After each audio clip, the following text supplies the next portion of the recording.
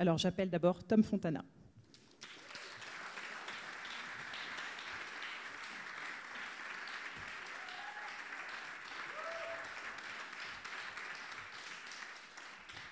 J'appelle ensuite le producteur de la série, Olivier Bibas.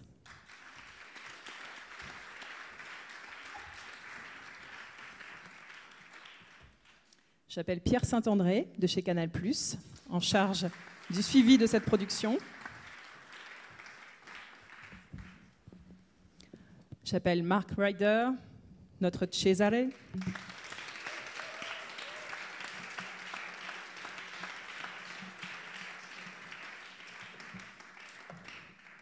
L'un des réalisateurs, Christophe Schreve, je ne sais pas, est-ce que je l'ai bien dit?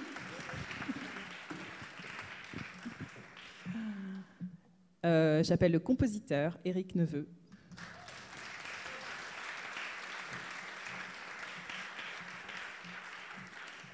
Et j'appelle les 2 scénaristes françaises qui sont entrées dans cette aventure, Audrey Fouché et Marie Roussin.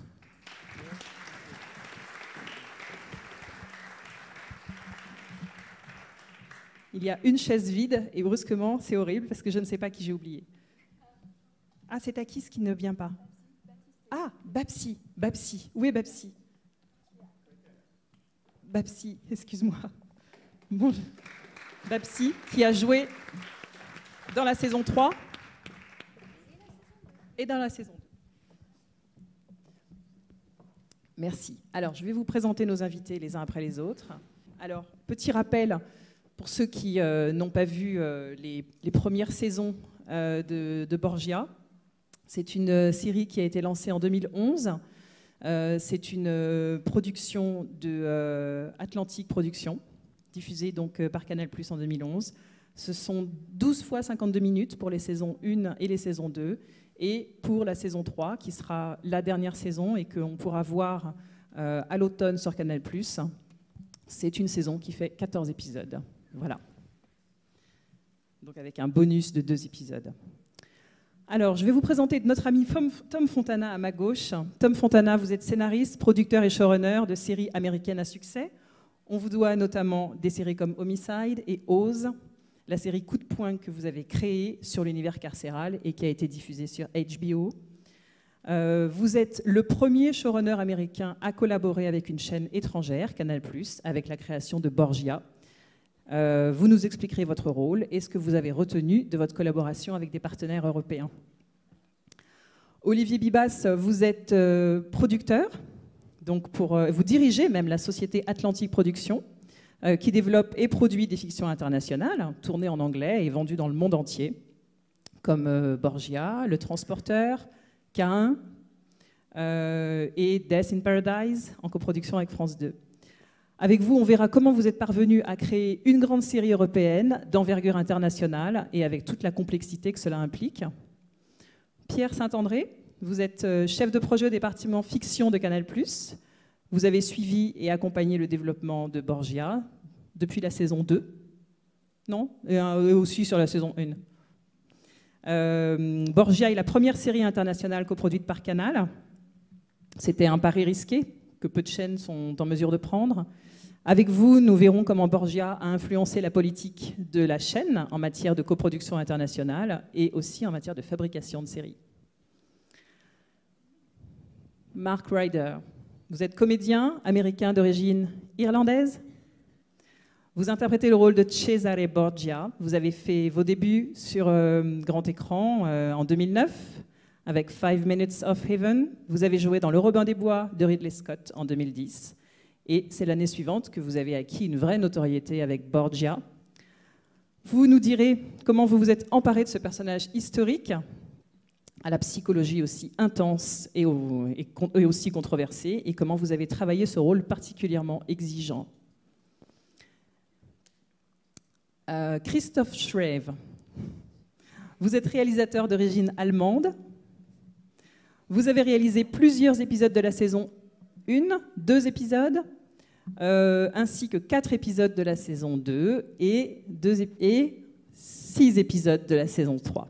Voilà. Avec vous, on verra comment vous avez pris en charge un tournage aussi ambitieux qui est, je suppose, une chose très très rare en télévision quand on est metteur en scène. Éric Neveu, compositeur de musique. Vous avez commencé à travailler avec François Ozon. Vous avez composé la musique de 2 de ses films. Vous avez ensuite travaillé beaucoup avec Patrick Chéreau, notamment sur Ceux qui m'aiment prendront le train, sur Intimité et persécution. Vous êtes un compositeur qu'on peut dire, qu'on peut appeler éclectique. Vous aimez aussi bien composer la musique d'un film populaire que d'un film plus d'auteur. Vous travaillez régulièrement sur des séries. Et avant Borgia, vous avez composé les musiques de La Commune pour Canal+, ou d'Un village français pour France 3. Vous nous direz comment vous avez élaboré avec Tom Fontana la musique des saisons 2 et 3 de Borgia, et les méthodes que vous avez mises en œuvre pour travailler avec l'Orchestre Philharmonique de Londres. Nos 2 scénaristes françaises, Audrey Fouché. Audrey Fouché, vous êtes diplômée de la FEMIS. Vous avez réalisé votre premier long métrage en 2010 avec Memories Corner. Vous avez ensuite collaboré avec Tom Fontana qui vous a formé à l'exercice du showrunning sur Borgia, et vous avez signé 2 épisodes de la série, un en saison 2 et un en saison 3, c'est bien ça. Marie Roussin, vous avez commencé votre carrière avec des séries d'Access comme La vie est à nous, puis plus tard sur M6 avec Les Bleus et puis Odysseus pour Arte. Vous avez suivi une formation à UCLA en scénario, et puis vous êtes revenu en France pour intégrer l'équipe du village français, créé par Frédéric Krivine. Vous avez écrit aussi Fais pas ci, fais pas ça, et vous avez été sélectionné par Tom Fontana pour travailler sur la saison 3. Toutes les 2, vous nous expliquerez quel enseignement vous avez tiré de votre collaboration avec Tom Fontana, et surtout quelle comparaison vous pouvez faire avec le système français. Et là, tout le monde rigole et je ne sais pas pourquoi. Tom, en fait, vous distrayez les scénaristes françaises, c'est ça. Babsi. J'aimerais bien savoir ce qu'ils ont appris également, ça m'intéresse. Babsi, excuse-moi, je ne veux pas écorcher votre nom, mais Babsi, c'est très joli. Babsi, vous êtes comédienne et vous avez donc tourné dans Borgia, donc dans des épisodes de la saison 2 et de la saison 3. Voilà. Alors, Tom, je vais commencer par vous, puisque vous êtes à ma gauche. Alors, il y a beaucoup de questions que j'ai préparées pour nos invités. Je sais qu'on a 1 heure pour mener cette conversation. J'aimerais qu'on consacre un petit quart d'heure vers la fin pour que vous aussi, vous puissiez participer et poser vos questions, parce que je suis sûre aussi que vous avez beaucoup de choses à leur demander. Alors Tom, la première saison se consacrait principalement à la passionnante ascension de Rodrigo à la tête de l'Église et à la façon dont il mettait ses enfants au service de sa soif de puissance. La 2e saison, elle est plus centrée sur le personnage de Cesare, et elle s'est calée sur le calendrier des cérémonies religieuses. Comment est-ce que vous avez pensé cette 3e saison? Qu'est-ce que vous avez souhaité privilégier dans l'histoire de la famille Borgia, surtout en sachant que c'était la dernière saison?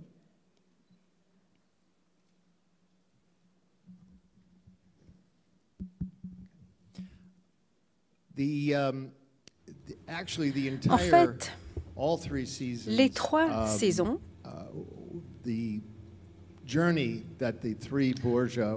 relatent un voyage fait par les Borgia, avec la culmination dans la 3e saison. Dans mon esprit, ce voyage de Cesare et de Lucrezia se dirige dans les directions opposées. Dans la 3e saison, Cesare est le conquérant. Il réussit tout ce qu'il entreprend. Il couche avec énormément de femmes. Et il est le conquérant d'une grande partie de l'Italie en essayant de réunir ce pays. Lucrezia, de l'autre côté, atteint une profondeur spirituelle pour résoudre les problèmes au sein de son couple et ses rapports avec son frère et son père. Donc, au fur et à mesure que la saison avance et Cesare commence à décliner, Lucrezia monte de plus en plus haut. Ce n'est pas très loin de la vraie histoire de cette famille Borgia. Vous avez écrit surtout des séries contemporaines et très très réalistes, comme Homicide ou Oz. Qu'est-ce qui change quand on écrit l'histoire? Et quels sont les pièges à éviter? Est-ce que vous travaillez, est-ce que c'est la chronologie qui vous guide, ou est-ce que ce sont les personnages? En fait, les personnages sont toujours les plus importants. La différence entre homicide, qui est basé sur les vraies personnes, dans le livre de David Simon, la différence entre ça et Borgia est qu'on avait beaucoup moins d'informations, beaucoup de lacunes dans les informations, dans les faits. Et la famille Borgia était à la base, surtout après la mort de Rodrigo, l'histoire a été rédigée d'une mauvaise façon. Donc beaucoup de l'histoire contemporaine sur cette histoire-là laisse à désirer. C'est pas sûr si la famille était aussi terrible que l'on veut nous faire croire. À cette époque, en Italie et en Europe, il n'y avait pas vraiment beaucoup de grandes familles. Le reste des familles qui étaient à Ferrara, par exemple, étaient beaucoup pires que les Borgia en ce qui concerne les entretueries dans la famille. Donc, lorsque vous réalisez une série historique, vous essayez de relayer tous les faits avec les vies que vous êtes en train de créer. Donc, c'est une mix entre les faits qui sont connus, mais ça ne veut pas dire que notre série respecte intégralement la chronologie.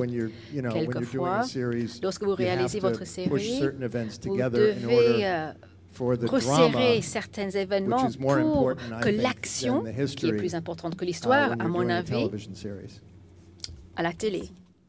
Avant de revenir sur la genèse de cette série ambitieuse qui a sans doute marqué un tournant dans les coproductions françaises, Pierre Saint-André, j'aimerais que vous nous disiez à quel moment, puisqu'il s'agit de la dernière saison, un diffuseur prend la décision de mettre un terme à une série et avec quels soins particuliers vous avez choisi d'y mettre un terme. Et en fait, ma question, c'est est-ce que 14 épisodes, c'est un cadeau que vous nous faites? Alors, pour être tout à fait honnête, ce n'est pas nous qui prenons la décision de mettre un terme à Borgia sur cette saison 3, c'est l'histoire, puisque la chronologie des événements fait que pour Tom, et en discussion avec lui, c'est en 14 épisodes que l'on clôt le plus efficacement cette histoire. Ce n'est pas une décision qui vient de nous, c'est une discussion conjointe et surtout en écoute de ce que Tom voulait écrire. Ça nous est arrivé de prendre la décision de clore une série comme sur Mafiosa, mais là, les faits historiques parlaient pour nous.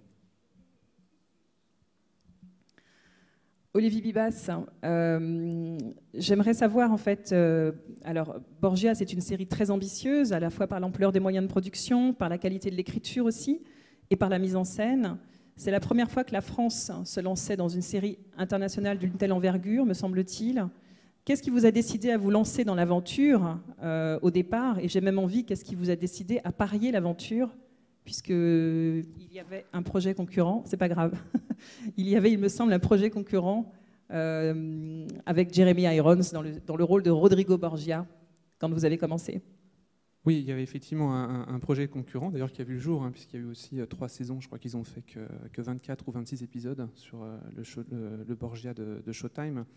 Ce qui nous a convaincus de notre côté à Atlantic, je pense que c'était déjà une volonté très forte de la part de Takis Kandidis, qui est le président d'Atlantic Productions, et de la société Atlantic, de pouvoir créer des contenus qui pouvaient en fait concurrencer aujourd'hui ce qu'on pouvait trouver aux États-Unis, et d'inverser le modèle, si vous voulez, qui était en fait un modèle hégémonique américain qui fournit des séries en Europe. On veut dire, nous aussi, en Europe, on peut faire des séries de très grande qualité qui peuvent après se retrouver aux États-Unis.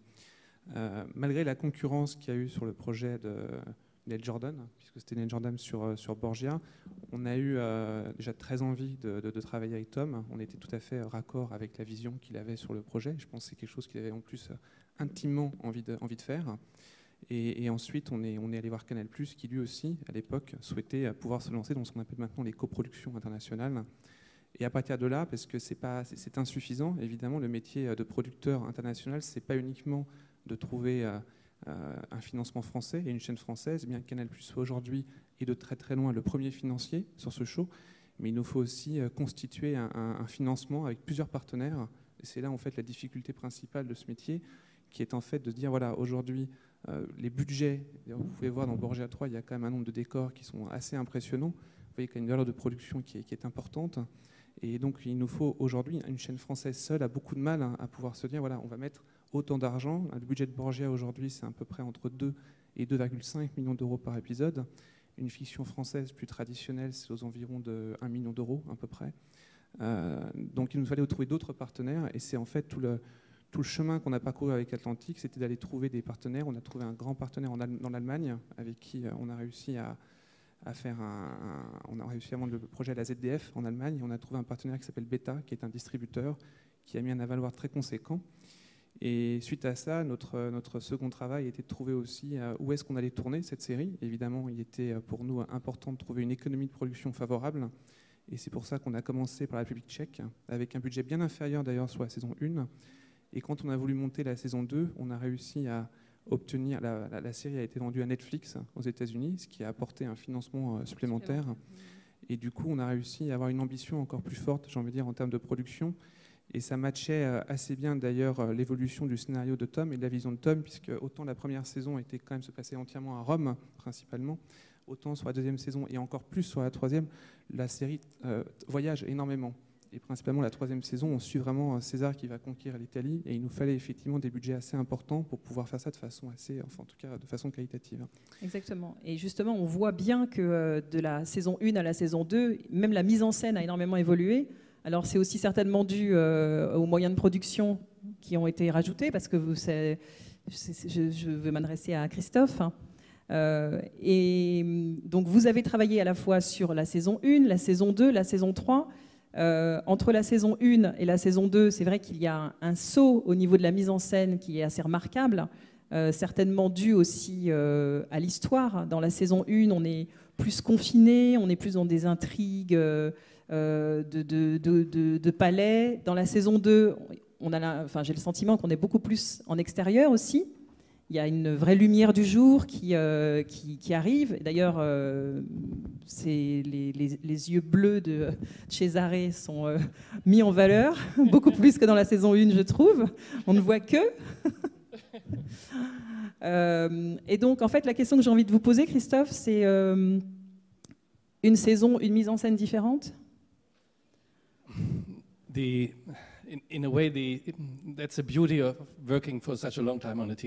C'est l'avantage de travailler pendant longtemps sur une série télévisée. La première chose est l'arc narratif pendant les 3 séries. Donc, première saison, il était un gamin, un enfant. Et puis,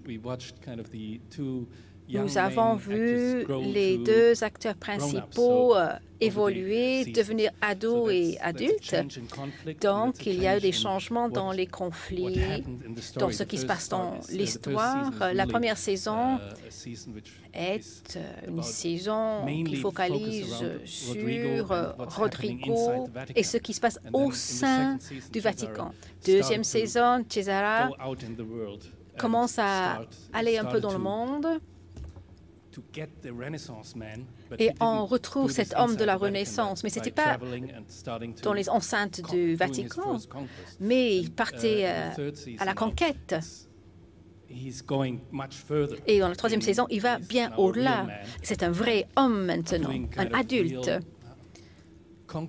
qui va à la conquête de grands morceaux de l'Italie. Donc, il a grandi. Ce n'est plus une histoire d'une famille fermée. Maintenant, on ouvre vers le monde. Nous étions beaucoup plus à l'aise avec les personnages. Moi, je comprenais beaucoup mieux qui ils étaient, comment ils ont évolué et pourquoi ils passaient tant de temps ensemble comme une équipe. Donc, vous apprenez ce qui fonctionne, ce qui ne fonctionne pas, et puis vous savez où vous pouvez aller. Donc, c'est ça la magie de raconter une histoire sur 38 épisodes. C'est un voyage non pas seulement pour les personnages, mais c'est un voyage pour l'équipage. Tout le monde a évolué et on a été très heureux de le faire. On a pu pousser plus loin à chaque fois, donc c'était la chose la plus merveilleuse de travailler sur une série qui est aussi longue. Alors justement, Mark Ryder, Cesare. Alors, c'est un personnage qui monte, c'est vrai, dans la série, qui prend de l'ampleur, qui prend de l'importance, qui croit, j'ai l'impression, de moins en moins en Dieu. Est-ce que ce n'est pas l'histoire d'un personnage qui devient athée? That's right. Okay. Oui, c'est ça, c'est ça. And more? More. About the God thing? À propos de sa croyance en Dieu? Non, à propos de l'évolution du personnage. Excusez-moi, je vais reformuler mieux ma question. Oh, about the character? À propos du personnage, oui. À propos Oh, the evolution of the character. Sorry, everyone. Yeah, excusez-moi. I took that character when I was Donc 20 oui, years old. j'ai embrassé ce personnage à l'âge de 20 ans. Je manquais totalement d'expérience à la télé. On a filmé, on a travaillé pendant 3 ans et demi et j'ai pu évoluer en tant qu'homme et en tant que personnage. Donc, Cesare, pour moi, je le jouais depuis l'âge de 16, 17 ans jusqu'à 31 ans. Et donc, c'est une durée importante, impressionnante pour n'importe lequel personnage. Donc, c'était un grand défi de devoir évoluer. Et à chaque fois, je me disais, Cesare a 28 ans maintenant. Est-ce que j'en suis capable? Est-ce que je suis capable de faire le guerrier, le père, toutes ces choses-là? Dans la vraie vie, ce n'est pas du tout mon cas. Je suis ni guerrier ni père. Donc, c'était un grand défi pour moi. Et pour un comédien, d'avoir ce genre de rôle de composition, c'est fabuleux. Plus jamais je n'aurai cette occasion de jouer un personnage de la sorte. J'adore jouer Cesare, surtout avec son évolution. C'était la partie que j'ai le plus aimée. Alors comment se prépare un rôle de cette envergure? Parce que c'est à la fois un rôle à la psychologie très riche, c'est très, très puissant, c'est un rôle intense, mais c'est aussi un rôle très physique. Alors, comment, en fait, vous avez travaillé votre personnage? Est-ce que vous avez beaucoup discuté avec Tom du caractère du personnage? Est-ce que vous vous êtes... ça fait rire Tom. Est-ce que vous avez beaucoup lu sur le personnage de Cesare Borgia? Et physiquement, en fait, comment vous avez réussi à... Est-ce que vous saviez faire des tournois, monter à cheval, faire des tournois, vous battre à l'épée, ou vous avez tout appris sur Borgia? Okay, lots to answer there. Beaucoup de questions là. I think en fait, beaucoup de ce personnage évoluait des conversations que j'ai eues avec Tom. Ce type, il sait tout sur la famille Borgia. Moi, j'ai commencé avec aucune information. Je suis allée sur Wikipédia pour me renseigner. Donc ensuite, j'ai eu Tom qui me racontait la vie de cet homme, je créais le personnage avec Tom. Oui, Tom était mon gourou. Et le côté physique du rôle de Cesare, c'était un grand défi, puisqu'il faut faire toutes les scènes de bataille, les scènes de sexe, qui peuvent être assez amusantes. Mais c'est tellement varié. Constamment, j'étais en train d'acquérir de nouvelles compétences, il fallait répéter, il fallait avoir la bonne forme pour pouvoir le faire. Donc c'était un défi physique, mais ça m'a beaucoup plu. C'est mieux que de jouer un personnage qui est toujours pareil. Pendant 6 ans, je m'ennuierais à mort, tandis que Cesare, il changeait constamment, c'était formidable. Donc, on a travaillé de cette sorte-là. C'est un projet qui a duré 3 ans et demi. Constamment, j'étais en train d'apprendre sur son personnage historique et de le projeter à l'écran. Donc, c'était un voyage formidable. J'ai adoré. Yes, you can. L'autre partie du processus est lorsque vous avez des comédiens, tel Mark ou John Dorman ou Isolda ou tous les acteurs, les actrices que j'ai eus. Notre travail en tant que scénariste est de les écouter, d'apprendre à les connaître en tant qu'individus. Ce n'est pas que l'on utilise leur personnage dans l'écriture, mais on commence à se dire, bon, je sais que Mark est capable de faire passer ce message-là. Je voudrais pousser plus loin Isolda en écrivant une scène plus compliquée et toujours elle réussissait. Mais même les choses les plus belles. Mark a une voix formidable pour la chanson. Il sait chanter. Et j'ai appris que Cesare Borgia a écrit et chanté une chanson au mariage de sa sœur. Donc j'ai trouvé les paroles. Malheureusement, la musique n'était pas disponible. J'ai trouvé les paroles. Et Eric a écrit une chanson merveilleuse que chante Mark dans la série, et c'est sa vraie voix. Et puis il a dansé pendant la deuxième saison, et maintenant, c'est dans cette série 3, il va danser la flamenco. Babsi, alors comment on rentre, quand on est comédienne française, dans une production internationale de cette envergure, avec tout le monde qui parle en anglais, mais dans des accents très différents? Comment vous avez-vous abordé ce tournage et votre rôle et votre place dans une coproduction aussi intense? Alors d'abord, il faut parler anglais, sinon c'est pas possible. Et puis, en ce qui me concerne, c'est Tom Fontana qui m'a offert le rôle de Giovanna Farnese, qui est donc la mère d'Alessandro et de Giulia. Et que dire, j'étais assez transportée parce que ce personnage me permettait de montrer beaucoup de facettes de Giovanna, qui était manipulatrice, mais mère après tout, qui était une famille de nobles, qui évidemment vivait toujours au-dessus de leurs moyens. Et je pense surtout à l'époque où on avait tout, où on n'avait rien. Donc elle était derrière ses enfants et je pense que c'était un personnage important dans la vie de Giulia et de Alessandro, puisque Alessandro Farnese est quand même devenu pape. Donc je pense qu'elle y est pour quelque chose. Et je pense qu'elle leur a d'une certaine façon montré un peu le chemin, sans oublier que, bien sûr, elle était une mère, mais c'était surtout une battante et qu'il fallait se battre pour exister. Alors, voilà, il y avait beaucoup d'ambivalence et pour moi, c'était, comment dire, voilà, j'ai eu de la chance d'interpréter ce rôle. Mais on a le sentiment, en effet, que les femmes de cette époque, soit effectivement elles étaient bannies, ou soit comme la mère de Giulia ou de Giulia, c'était aussi des femmes qui rusaient finalement pour exister et qui ont réussi quand même à asseoir une certaine forme de pouvoir, même à la place où elles étaient mises en fait. Je pense que les choses n'ont pas tellement changé par rapport à aujourd'hui. Pour les femmes, c'est toujours un petit peu plus difficile que pour les hommes. C'est-à-dire qu'il faut quand même prouver toujours plus d'une certaine façon et que, bon, à l'époque, on peut dire qu'il n'y avait pas le RMI. Donc, où on avait quelque chose, où on n'avait rien. Donc, ces femmes-là, il fallait bien sûr ruser. Et puis, quand on rentre, quand Giulia, ou si on se met à la place de Giovanna, quand finalement sa fille a une petite fille du pape, lui donne effectivement un pouvoir étonnant. Sauf que ce n'est pas du tout gagné.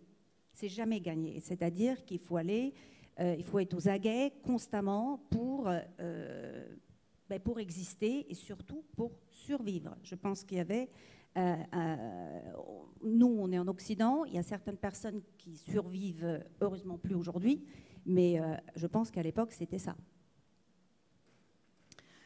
Alors, Tom, j'aimerais vous demander ce que vous avez pensé en fait de la façon de travailler avec des partenaires européens par rapport à votre travail habituel. Ça, je sais que vous allez vous régaler. Avec les Américains, en général, vous avez plutôt l'habitude de travailler dans votre pays. Qu'est-ce qui change avec les États-Unis de travailler à la fois en Europe et avec des intervenants comme ça aussi variés qui n'ont pas forcément votre culture, mais en même temps, vous êtes américain d'origine italienne, donc l'histoire de l'Italie et particulièrement des Borgia est quelque chose qui n'avait pas de secret pour vous, donc ça a certainement été un plus. Mais au niveau de votre travail de showrunner, que vous avez l'habitude de mener aux États-Unis, qu'est-ce qui a changé à votre avis, selon votre expérience, quelle est la différence? En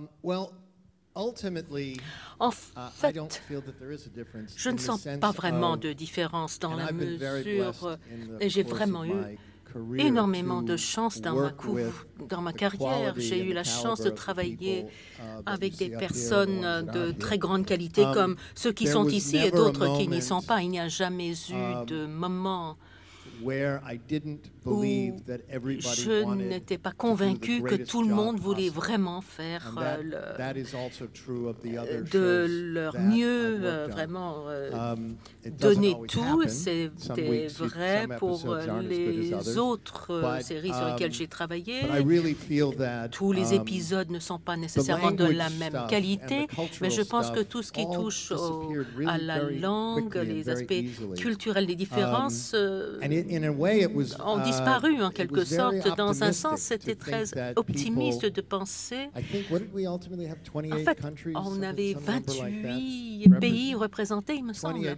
Donc 28 nationalités impliquées à différents niveaux de la production. Et vraiment, c'était très gratifiant pour moi de penser que 28 pays puissent se travailler ensemble pour faire quelque chose de positif et d'aussi réussi. Pour moi, c'était vraiment passionnant. Ce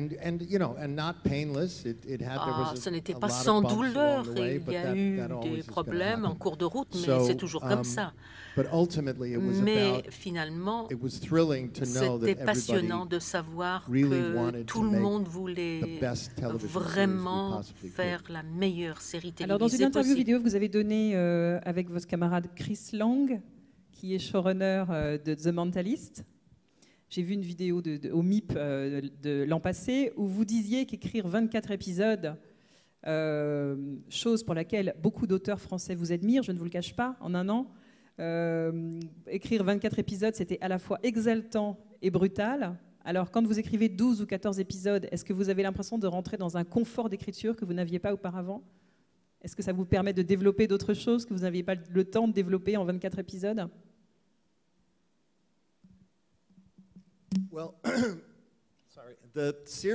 La série sur laquelle j'ai travaillé, toutes les séries sur lesquelles j'ai travaillé étaient diffusées sur des chaînes commerciales.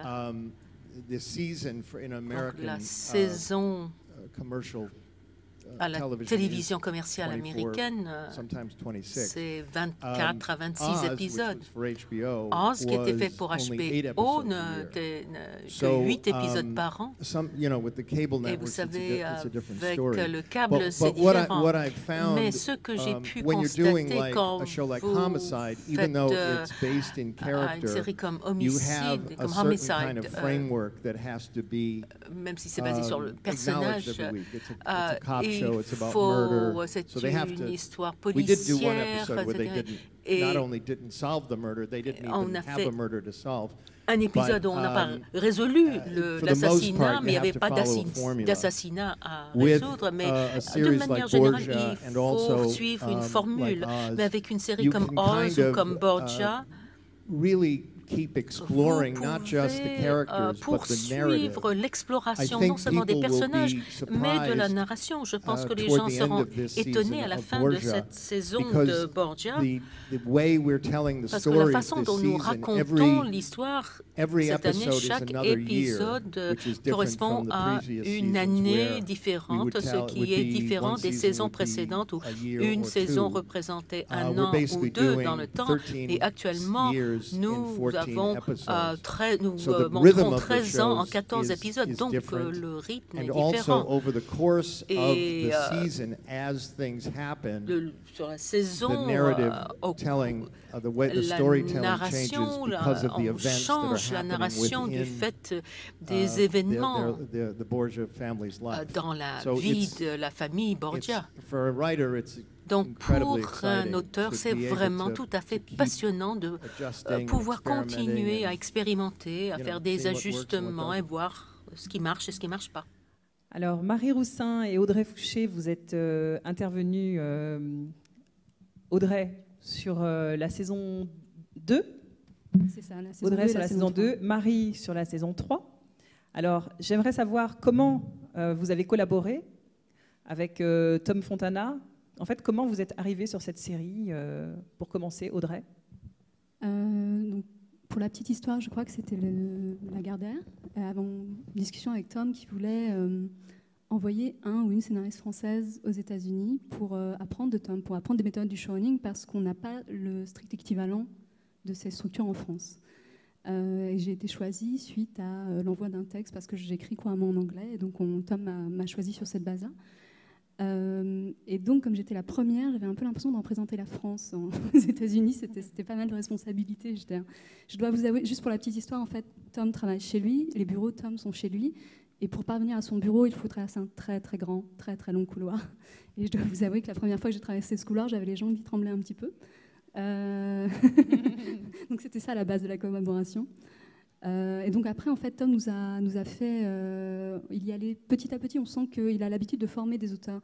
Donc on a commencé par écrire des scènes en collaboration avec Larry Cohen et Brent Engelstein, qui sont les auteurs avec qui Tom travaille régulièrement. Et donc petit à petit, scène après scène, on apprenait de plus en plus, et Tom nous a finalement confié un épisode. Dans mon cas, ce qui était aussi très intéressant, enfin Marie l'a fait aussi un petit peu, c'était tout l'aspect formation au showrunning. C'est-à-dire que Tom a voulu qu'on aille sur les plateaux, en Italie, à Prague. Et pour moi, c'était vraiment un des aspects les plus intéressants de ce processus, parce que j'avais jamais eu l'occasion de voir un showrunner travailler avec un réalisateur et des acteurs. Et c'est vraiment la spécificité du showrunning à l'américaine. Et c'était assez fascinant de voir ça et d'avoir la chance d'être là. Et alors, comment ça se passe? À partir de quel document vous avez commencé à travailler? À partir d'un synopsis? De quel type de document vous êtes parti pour écrire votre épisode à vous? Tom nous donne des synopsis qui sont assez détaillés et qui en général fonctionnent parce que ça s'y prête par personnage, c'est-à-dire les scènes de Cesare, les scènes de Lucrezia, et ensuite on fournit une première version de cet épisode, on en discute avec Tom, on a très peur aussi en l'envoyant, et on fournit ensuite une deuxième version de l'épisode en fonction mais on part toujours de synopsis. Aussi parce que Tom, la Bible est assez précise, Tom a les scènes en tête, les histoires en tête, donc on part toujours de scènes assez précises. Et en fait, je compare ça un petit peu comme un violoniste qui reçoit une partition. Il y a le plaisir de l'interprétation du soliste, mais la partition est assez précise. Marie, est-ce que vous partagez le constat d'Audrey sur la façon de travailler? Vous êtes arrivée, vous avez eu le même type de formation? Oui, tout ce qu'a dit Audrey a été valable pour nous deux. Moi, je me souviens de la façon... ce que j'ai aimé, c'est que c'était les tout premiers jours, en fait, c'était une immersion, déjà dans les bureaux, en effet, et puis dans la série. Donc évidemment, j'avais la chance, disons, d'arriver en saison 3, c'est-à-dire d'avoir déjà 2 saisons que j'avais pu voir, évidemment, et des textes que j'avais pu lire. Là, ça m'a amusé de revoir cet épisode parce que je les ai tellement lus qu'il y avait des phrases que je pouvais encore, des lignes de dialogue que je pouvais encore dire comme ça. Et par exemple, dans les tout premiers jours, à un moment, Tom passe devant le bureau où j'étais et me dit « Ah Marie, tu veux bien jeter un coup d'œil? Comment ils faisaient à l'époque pour se donner rendez-vous? Ils ne pouvaient pas dire le duel, on se le fait à 4 heures. Ça marchait comment? Le temps à l'époque, c'était quoi ?» évidemment, j'y avais jamais pensé, donc super drôle, intéressant. Ça commence par Wikipédia, ça se complique après. J'ai rendu un truc de 10 pages à Tom, je pense qu'il n'avait pas la réponse. Mais moi, je me plongeais dans le truc, et ça, dans la série, dans l'univers, dans ce monde-là historique et celui de la série. Et voilà, ça a commencé comme ça, les premiers jours, et puis après, les premières scènes, et voilà. Et puis après, l'épisode. Et alors, donc j'imagine que le calendrier d'écriture était très serré. Donc vous aviez, pour écrire une saison entière, déjà, Tom, combien ça prend de temps pour écrire la saison entière, et particulièrement pour écrire un épisode? En fait, ça dépend de plusieurs choses. D'abord, où vous vous trouvez au début, à un moment ou à un autre saison. Au début, on a beaucoup de temps, parce qu'on n'a pas encore commencé le tournage. Une fois que la production commence, alors à ce moment-là, il faut vraiment aller très vite dans la rédaction, il faut continuer, faut poursuivre l'écriture. Nous essayons de donner à tout le monde environ 6 semaines, 4 semaines pour le premier jet, 15 jours pour le second, quelquefois c'est moins. Maintenant, parce que je fais ça depuis 100 ans maintenant, je peux écrire assez rapidement. Alors, je prends moins de temps que cela en général pour écrire un scénario. C'est la recherche, comme le dit Marie. On peut vraiment être enterré par la recherche. J'adore l'histoire, j'adore faire de la recherche historique. Et vous trouverez quelque chose, ça fait insignifiant, et ça devient une obsession, et on essaie de voir comment on peut le faire rentrer dans le scénario, et puis on voit les acteurs le faire, et puis on dit je vais supprimer ça parce que ça ne sert à rien. Et donc il faut faire très attention parce qu'il ne faut pas s'embourber dans la recherche. Il se passe énormément de choses dans chacun des épisodes, il y a beaucoup d'événements, ce sont des épisodes qui sont très denses, où chaque mot a l'air d'être pesé, les scènes sont très percutantes à chaque fois. Et je voulais savoir juste, pour les scénaristes françaises, qui on est peu habitués à écrire comme ça chez nous, de façon aussi incisive, avec des scènes aussi courtes comme ça, est-ce que ça a été quelque chose de difficile pour vous à faire? Est-ce que vous êtes rentré facilement dans le moule ou pas? En fait, moi, pour tout vous dire, j'ai beaucoup revu Oz pour écrire les scènes de Borgia, parce que je trouvais qu'il y avait justement cette percussion, et j'avais lu des scripts d'Oz pour aussi m'inspirer. J'avais beaucoup lu les scripts aussi de la saison 1, mais c'est vrai que c'est pas du tout, enfin en tout cas je parle pour moi, sur les séries sur lesquelles j'ai travaillé, c'est pas du tout ce type de rythme et d'écriture, et c'était pour ça que c'était passionnant, parce que j'avais l'impression d'apprendre quelque chose de complètement nouveau. Et Marie? Oui, en fait, une autre chose qui m'avait plu au départ, parce que je l'avais pris vraiment comme un exercice, c'était les premières scènes qu'on devait écrire.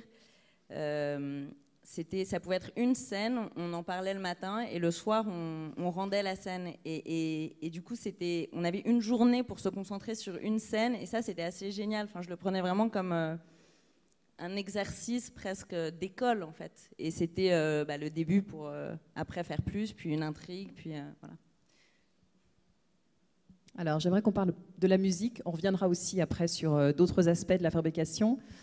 Mais je suis très contente d'accueillir Éric Neveu ici. Vous avez commencé à travailler sur la musique de Borgia à partir de la saison 2, c'est ça? Oui. La musique, je trouve que c'est une musique absolument merveilleuse qui donne un caractère totalement épique à cette série, à partir de la saison 2 particulièrement. Je voulais savoir en fait comment vous avez travaillé avec Tom pour le choix de la musique. Est-ce que c'est vous qui avez proposé l'Orchestre Philharmonique de Londres? Voilà, déjà, dites-nous ça. Non, quand Tom m'a demandé de réfléchir à la musique, il m'a donné plutôt, je pense, des clés narratives. Je suis venu aussi sur le tournage, j'ai senti les matières, des choses comme ça. Et on n'a pas du tout parlé. Je me souviens de Tom qui me disait je ne sais pas trop parler de musique, je ne sais pas parler des instruments, etc. Donc c'est des mots assez simples. Je repense à ce que vous disiez sur la percussion, des choses comme ça, le rythme, les ruptures. Tom me disait j'aime pas tellement que la musique joue en dessous de la parole. J'aime bien qu'on fasse des sorties de scène, qu'on fasse des. Donc c'est finalement des directions assez simples.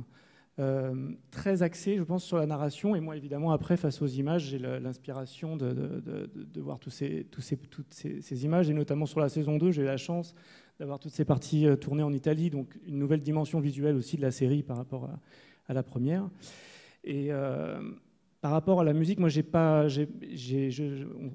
il y avait cette envie épique qui était un peu entre les lignes, donc un orchestre, et j'ai eu envie tout de suite d'aller enregistrer ça en Angleterre. J'avais pas mal d'expérience avec les musiciens anglais, et le Philharmonia, en fait, c'est pas le Philharmonique de Londres, c'est l'orchestre Philharmonia, qui est un orchestre constitué anglais, qui est un des meilleurs orchestres en Europe, me semblait être un très bon orchestre pour la musique de Borgia. Mais la musique de Borgia n'est pas que orchestrale, elle est très mélangée, c'est très important.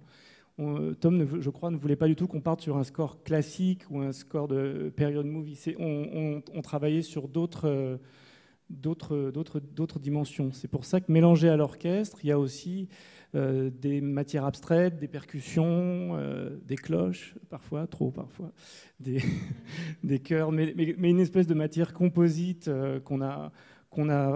que j'ai proposé à Tom et qu'on a, au fur et à mesure de la saison 2 et beaucoup aussi dans la saison 3, rééquilibré et pas refabriqué, mais affiné, refaçonné. Mais précisément, à quel moment vous avez commencé à réfléchir à la musique? Est-ce que c'était pendant le tournage? C'était combien de temps avant, en fait? À quel moment vous intervenez vraiment? Comme je suis arrivé en cours, c'est un petit peu particulier. Je suis arrivé il y a un changement de compositeur. Vous aviez déjà la saison 1. Voilà. Et donc je suis arrivé sur une nouvelle saison, et avec aussi une envie de changer les génériques, donc une sorte de virage musical qui était dans l'air. Donc, comme Tom ne me connaissait pas, j'ai fait ce que je fais pas toujours, mais là j'ai vraiment fait des essais, et on s'est dit assez vite que c'est donc sans images, inspiré d'images de la saison 1 et surtout inspiré de ce que j'avais pu, en regardant la saison, apprendre des personnages. Et je crois qu'on a fait une approche assez classique là-dessus, qui était de réfléchir à des thèmes de personnages. Ça paraît assez évident en musique de film, mais on fait pas si souvent que ça finalement. Et moi je le faisais pas si souvent que ça. Et j'ai proposé à Tom vraiment un thème de Lucrezia, un thème de Cesare et un thème de Rodrigo. Et j'ai essayé de faire un thème qui synthétisait un peu les trois, qui allait proposer à Tom cette nouvelle matière et cette nouvelle texture musicale. Donc j'ai travaillé, ça a plu à Tom, ces essais-là, et après, dès que le premier épisode de la saison 2 est arrivé en stade intermédiaire, j'ai tout de suite travaillé à l'image, et là je l'ai pris comme un film continu, comme un épisode continu. Et sur les 2 premiers épisodes de la saison 2, je l'ai composé comme si j'abordais, presque comme un long métrage d'ailleurs, si j'abordais 2 films, composés de A à Z. D'accord. Alors, quand on vous entend tous parler, c'est vrai qu'on a le sentiment que tout s'est emboîté, mais joyeusement et avec une maestria digne d'une musique d'Éric Neveu. Alors, je voudrais savoir, là je m'adresse aux diffuseurs, je voulais savoir quelles leçons vous avez tirées d'une coproduction internationale d'une telle envergure, et plus particulièrement au niveau de l'écriture. Je voulais savoir en fait si la présence des scénaristes françaises vous a encouragé à travailler avec d'autres scénaristes américains ou d'autres nationalités de la même façon, à envoyer des auteurs français dans d'autres pays. Nous, on se sentait surtout chanceux et honorés de travailler avec Tom. Et connaissant son savoir-faire de showrunner et son expertise sur l'écriture, il était important, et c'est vrai qu'on en avait parlé avec Atlantique, de pouvoir faire partager ce savoir-faire. Et donc, il a accepté d'accueillir et de former et de travailler en collaboration avec nos 2 amies scénaristes françaises. Aujourd'hui, on travaille beaucoup avec Audrey, bientôt avec Marie, j'espère. Donc oui, on a profité amplement de cette expérience. Et sur toutes nos séries, qu'elles soient françaises ou anglaises, on essaye à chaque fois de faire collaborer de jeunes auteurs. Très bien. Alors, cette série, elle est tournée en anglais, écrite par un Américain, jouée par des acteurs de toute nationalité, et ça reste une série française. C'est-à-dire une série française. Est-ce que c'est une série française ou pas? Ou est-ce que c'est une série... C'est une série européenne. C'est une série européenne. De qualification européenne, si on parle de juridique. Après, c'est une série internationale. Honnêtement, nous, ce qui nous intéresse, c'est que c'est une histoire européenne. Et après, c'est la vision d'un auteur, Tom Fontana, pour fabriquer une série internationale. Et c'est exactement ce qui se passe, puisqu'il arrive à porter l'histoire et les personnages à cette hauteur. La preuve, la série voyage beaucoup. Voilà, donc produire une série comme Borgia, c'est en effet aussi une façon d'exporter la France à l'international, je suppose. Donc, quel est le rayonnement justement que cette série a eu à l'international? Est-ce que je vais passer un peu la parole à Olivier sur le rayonnement, mais la série c'est bien vendu. Nous, on est content d'être associé à la série à travers la marque Canal+, mais elle est surtout reconnue comme une série Canal+ en France. À l'étranger, elle est effectivement brandée Canal+, mais c'est avant tout Borgia. Oui, la série a eu un succès très important dès la première saison, en l'occurrence. À l'origine, encore une fois, c'était effectivement une série qui avait été vendue en France, à Canal et en Allemagne, à la ZDF.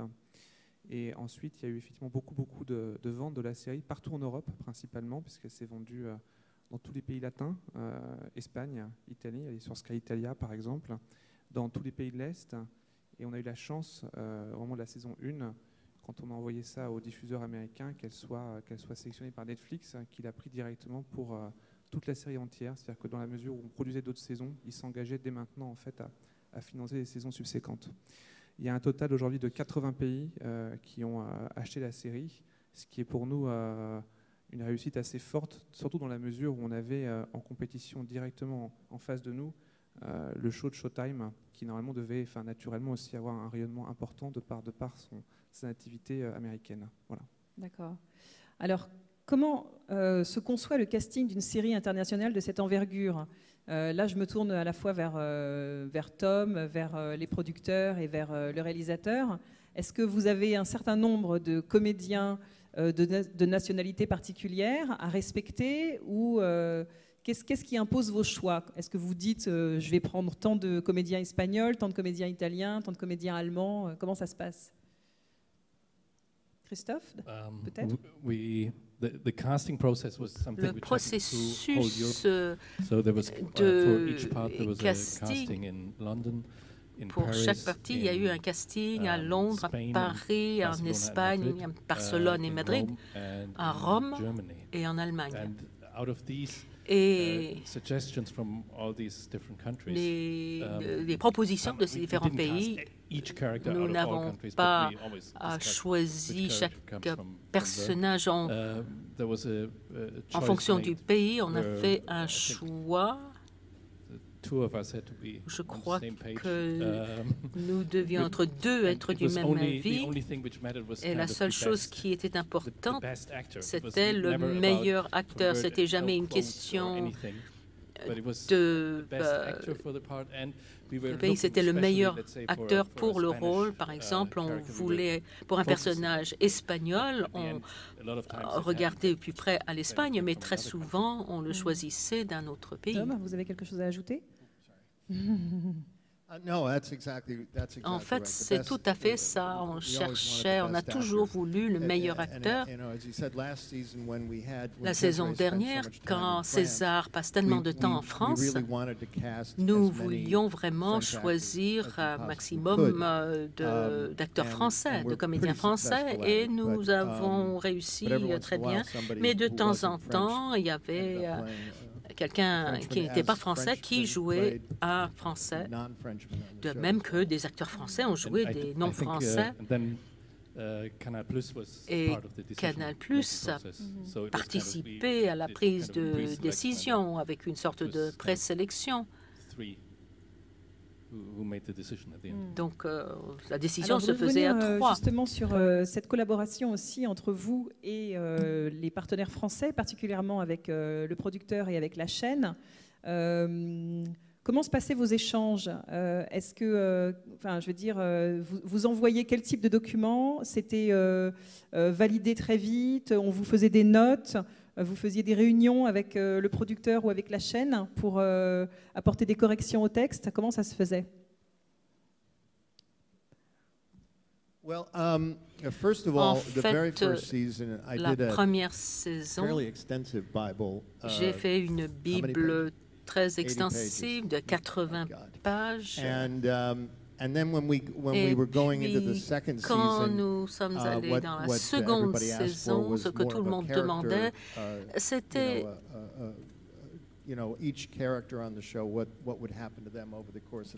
une concentration sur chaque personnage au cours de la saison. Avec la troisième saison, je suis revenue en arrière et j'ai fait une Bible, non pas de 80 pages, mais une autre, parce que ce qu'on essayait de faire, parce qu'on tournait à la fois en Tchéquie, en Italie, en Slovénie, en Croatie, il fallait vraiment tout prévoir du point de vue de la production, ce qu'il nous fallait, là où on allait pouvoir trouver les extérieurs, et donc la Bible pour la troisième saison était beaucoup plus précise. Je dois dire que l'expérience de travailler avec Canal+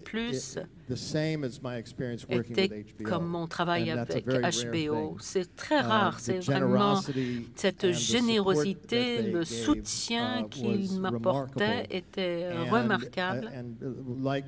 Et comme Atlantique et Adair, ils savaient ce que je cherchais à faire, et tellement souvent avec les réseaux, on dit voilà ce que je veux faire, ils disent oui, ils lisent le scénario et puis ils disent mais ne pourrait-il pas être comme Iron Man, ou est-ce qu'il ne pourrait pas avoir une girafe ou quelque chose comme ça? On dit mais non, ce n'est pas ce qu'on avait dit. Mais eux n'ont jamais changé depuis le début. Ils savaient où je voulais aller et ça n'a jamais changé. Et donc, les scénarios individuels faisaient l'objet de notes, bien sûr, mais il n'y avait jamais de diktat, de notes qui m'imposaient quoi que ce soit. On disait, voilà ce que nous pensons, qu'en pensez-vous? Et on en parlait, c'est surtout Pierre et moi. Et c'est comme ça qu'on a développé les scénarios. Mais moi, je pense qu'il faut écouter les gens, il faut écouter les acteurs, même quelquefois le réalisateur. Je sais que c'est choquant, ça. Mais c'est facile de se perdre dans l'écriture. Et tant que vous savez que tout le monde veut travailler sur la même série, ce serait complètement imbécile de ne pas écouter ce que disent les gens. Vous n'avez rien à faire, mais il faut au moins écouter, parce qu'il pourrait dire vous devriez faire A et vous dites non, je ne peux pas faire A, mais oui, je pourrais faire B par contre, et B est une meilleure idée que l'idée d'origine que j'avais mise dans le dialogue. C'était très amusant et c'est comparable à mon travail avec HBO pour Oz. À propos du tournage, à partir de combien d'épisodes vous commencez le tournage? Nous, en France, on a plutôt l'habitude de commencer à tourner avec 6 épisodes déjà écrits. Est-ce que vous tourniez épisode par épisode? Est-ce que vous tourniez par bloc de 4 épisodes, de 6 épisodes? Comment ça se passait? Là, je m'adresse au réalisateur et puis à Tom aussi. The last season, the first and the second season were always 2 episodes a block. So, and then there were always 2 episodes and then the next 2. Donc, 2 épisodes puis les 2 suivants, et les scénarios arrivaient pendant le processus. Donc, quand on a démarré, au début, il y avait 2 scénarios. Puis on a eu la suite. Dans la dernière saison, nous travaillons avec 3 épisodes à la fois. Et à la fin de la saison, avec 8 épisodes, on a commencé à les tourner tous en même temps,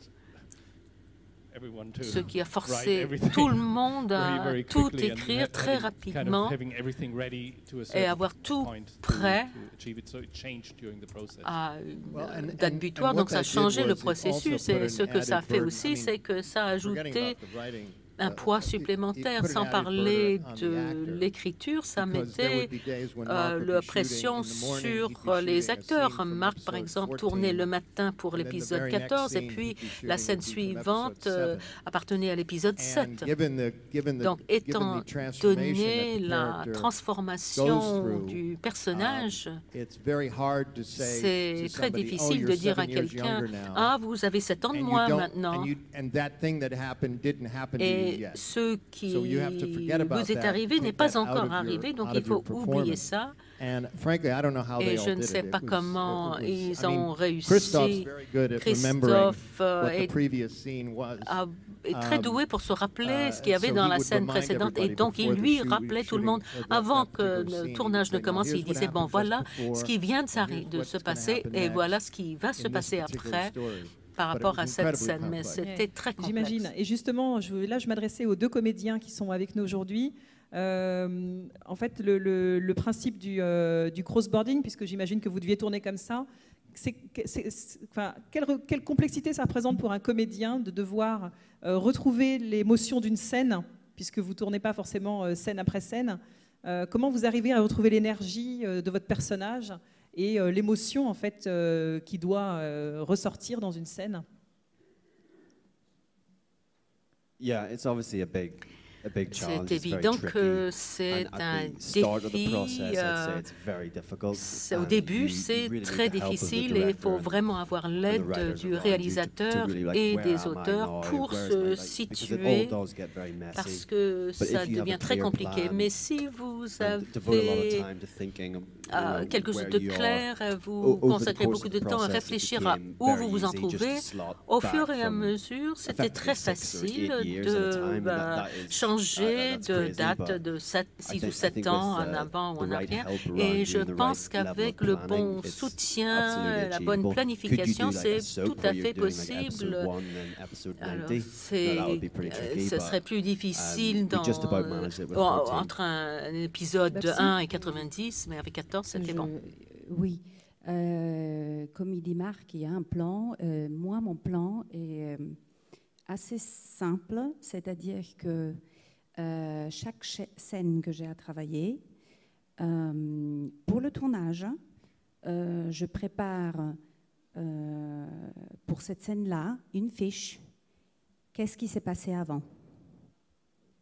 Pour savoir exactement où je suis émotionnellement, par rapport à ma fille, par rapport à la mère, par rapport au fils, qu'est-ce qui s'est passé avec Julia, etc. Donc du coup, je me trouve aussi une musique attribuée qui m'aide à mettre exactement dans l'état où je dois être.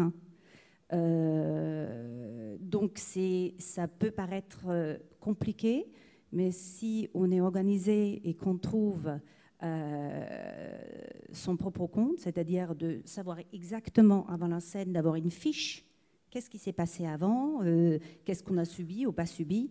On y est très très vite, surtout quand on a travaillé avant. Pour moi, en fait, sur le plateau, ce que je ressens personnellement, c'est quasiment plus que du plaisir. Le vrai travail, pour moi, se fait avant. C'est-à-dire qu'une fois, après je suis sur le plateau, si je n'arrive pas à prendre le plaisir que je voudrais prendre, ça veut dire que pour moi, je n'ai pas fait le boulot que je devrais faire. Donc, voilà. D'accord, merci. Je crois que le temps passe très très vite. Est-ce qu'on a le temps de tendre le micro à la salle? Je ne sais pas. Est-ce que quelqu'un peut me répondre? Bonjour. Moi, quelque chose qui m'a fascinée dans cette série, que j'ai suivi l'épisode 1 et l'épisode 2, c'est les costumes. Bon, j'aimerais vraiment que vous me parliez un petit peu de ces costumes. Ils sont tous éblouissants, merveilleux. J'aimerais savoir d'abord comment vous travaillez pour créer tous ces costumes et quelle est la réalité par rapport à la période historique. Est-ce que vous avez, j'imagine, travaillé sur des tableaux de l'époque, mais est-ce que vous rajoutez beaucoup de fantaisie dans cette création des costumes?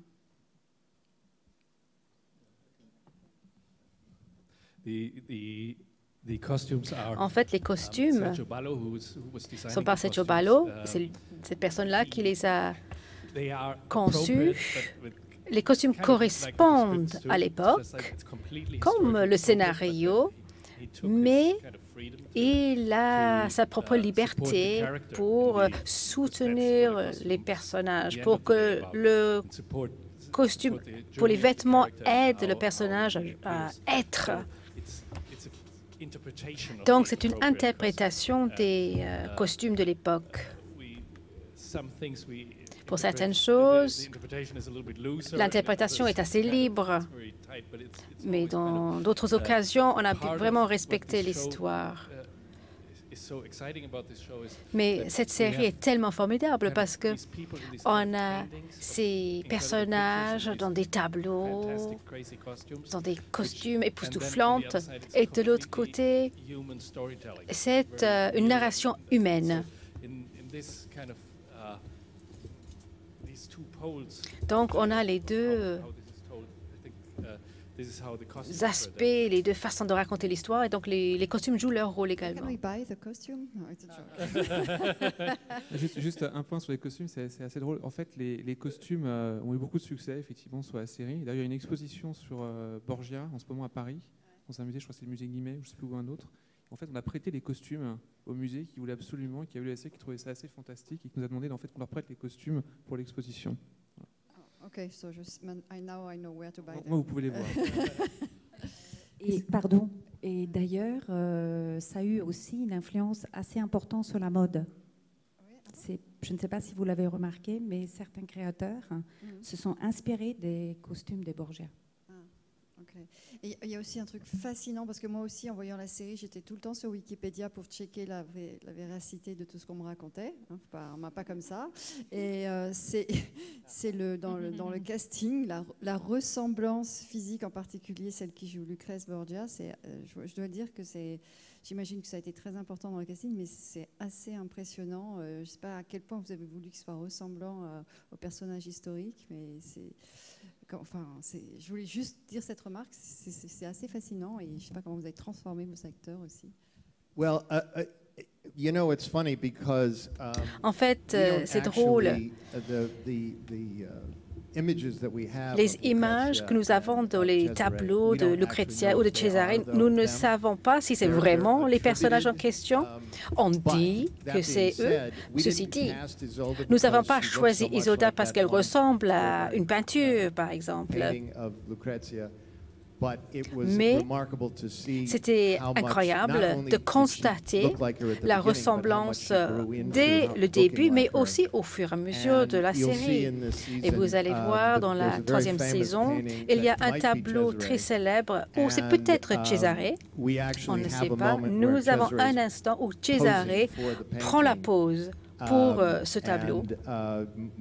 Et Marc est habillé de la même façon que Cesare Borgia dans ce tableau. Et donc, une petite anecdote, dans la scène, le tableau n'était pas terminé, mais l'artiste a terminé le tableau et Marc l'a maintenant suspendu, accroché à un mur dans sa maison. Donc peut-être qu'on va nous demander pour une expo un de ces jours. On me fait signe que c'est malheureusement terminé, donc voilà, il y avait encore beaucoup de choses à dire. J'espère que vous aurez beaucoup de plaisir à voir cette 3e saison. Et voilà, je vous remercie d'avoir été présents aujourd'hui et je remercie aussi tous nos invités pour leur formidable travail. Merci beaucoup.